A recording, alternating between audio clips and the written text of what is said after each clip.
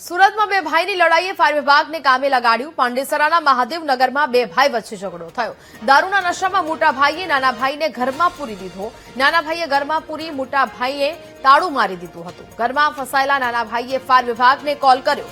Fire વિભાગે ઘરનું તાળું તોડીને નાના ભાઈને બહાર કાઢ્યો હોવાની આ સમગ્ર ઘટના છે તે સામે આવી છે।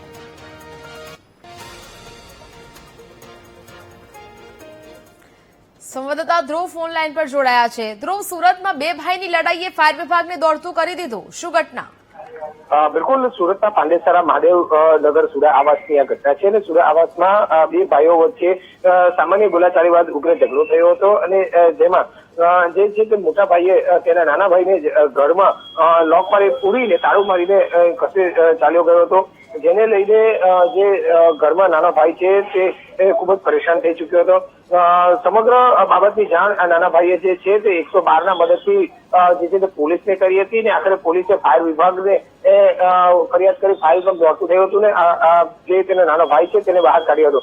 પરંતુ મહત્વની વાત એ છે કે દારૂના નશામાં આ મોટા ભાઈએ નાના ભાઈને અંદર ઘરમાં પૂરીને તે કસે જતો રહ્યો હતો ને તેના સમગ્ર કારસ્તાનમાં જે સુરત ફાયર વિભાગની ટીમ છે તે દોડતી થઈ ચુકી હતી। જી બિલકુલ, જાણકારી બદલ આભાર।